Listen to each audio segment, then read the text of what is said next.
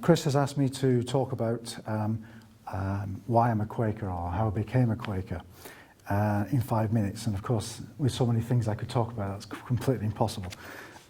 So if you'd like to sit back, relax, get comfortable, it should take about, chapter 1, about an hour. That'll be okay. In keeping with many good worship practices, what I've heard tonight means that I'm going to actually throw this all away and speak as I found, because what I've heard tonight encompasses everything about why I'm a Quaker and has made me reflect upon some more honest aspects of why I'm a Quaker.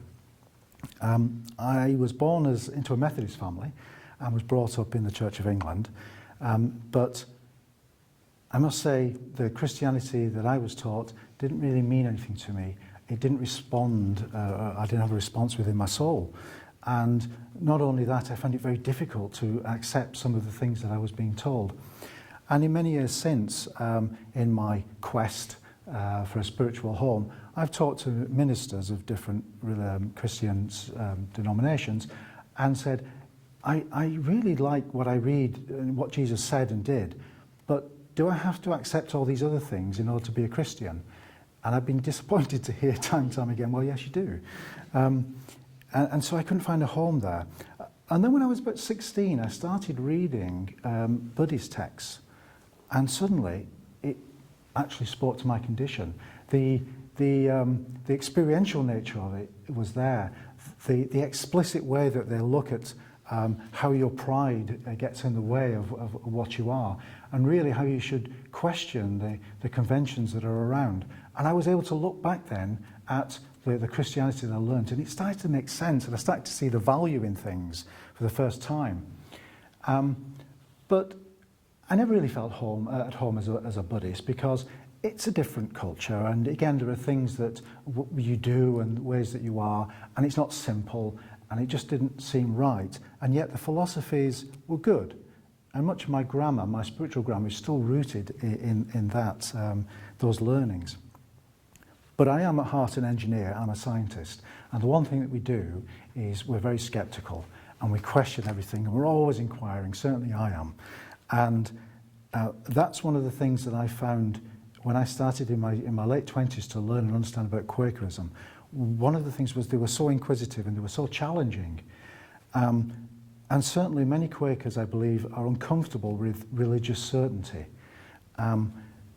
And that means that they must live with uncertainty. And I think many of us do. We actually embrace that uncertainty, because it then means you keep questioning and you try to then focus on what's really important and try to understand rather than just accept. And that speaks to me. Because whilst many religions would help you by saying, these are the rules, the world's black and white, it's either this or that, just do that and it'll work through. For me, it was never that way. The world seems to be made up of shades of grey. And it's not about being a right path, but it always seemed to me about treading that balance between the dark side here and the grey side there, and you're on a precipice, and you're trying to find your way through, and you need guidance, you need spiritual guidance that rules really don't help you with. And it seemed to me that finding that most appropriate path, discerning that path, came through having wisdom and compassion. And that seemed to grow for me through the silent spiritual worship that was held. And when I first saw it, I thought, that's Buddhist meditation. It's exactly the same. And later I began to realize that it really wasn't quite the same. Actually, it's more of a serene contemplation that I experienced in Quaker worship. And I've always needed somewhere to be peaceful, and that's another area that I found peace, was in the silent worship. And within it, we've heard already from Chris about, the should we say, the still small voice that arises within us, that comes from that silence. And whether it comes from God or the spiritual Godhead or the universe or whatever terms you want to use to describe actually that which is indescribable, it's always that which goes beyond understanding. And it's quite marvellous. as to what happens. And of course, it's not just within you, but as we've already heard, it comes from other people.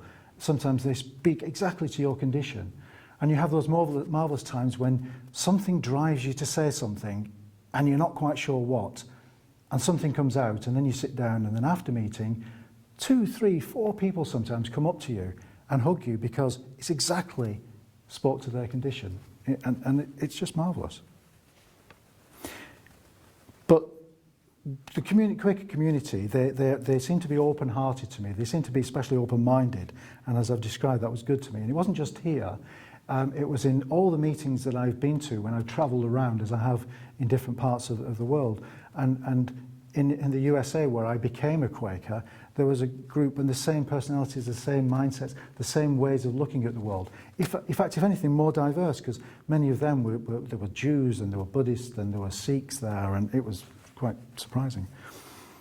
Now, what I've said now, and what I might describe more if I had more time, there are many Quakers who would see some agreement with that, but there are others who would actually disagree or see it differently. And that really is about accepting different ways of thinking, alternative opinions. And in fact, Quakers are open to alternative opinions. It's part of that questioning. Other religions as well, and the texts of other religions, the insights, are something that we will incorporate. It's actually okay to have that. And in fact, it's not just about things working out for you in meeting, it's about being challenged by them as well. And we've heard some of the challenges tonight, and it's about personal challenge. And Quakers are very direct in the way that they will address you. And that's really positive. There's no beating about the bush. You don't really want that. You're here, and I'm here, because I want to actually learn and grow spiritually. And it's really good to be challenged in many ways, and by Quakers themselves. Whilst we tolerate the diverging views, of course, what there is there then is this dynamic tension, and from that, new ideas can grow in yourself and in others. And I like that very much. The thoughts that I have, they've not really been learned within Quakerism.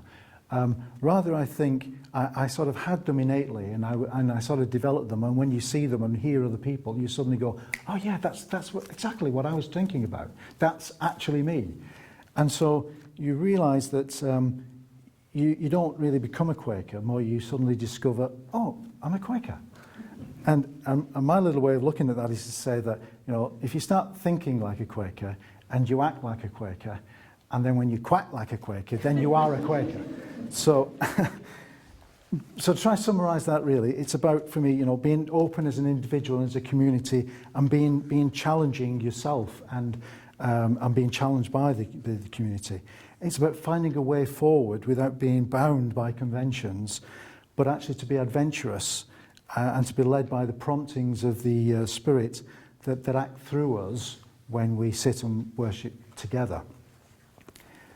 And I'm just going to finish it with a little story that I've taken actually out of the Buddhist canon as such, if there is, and it's about the difference between right and wrong, or is there? There was once a famous priest called Bankai, and he used to invite lots of people from Japan to his retreats, which would last many weeks. And on one occasion, after about a week, there was some stealing going on, and the monks brought the thief to Bankai, and he just dismissed them. And about a week later, there was more thieving, and they brought the same thief back to Bankai, and he just dismissed them. He said, "Go away." Many of the students got really irate at this. They said, "Look, this guy's a thief. We should expel him from the retreat. Let's get rid of him." And Bankai's response then was to say, "You know what's right, and you know what's wrong. But our brother here, he doesn't know the difference between right and wrong. So if you need to leave, that's fine, but he's staying. Because if I won't teach him, who will?" And of course, some of the monks left with a grump on their face, and some of the monks stayed with a smile on their face. So the question is, was he right? Or was he wrong? Or was it just a shade of grey?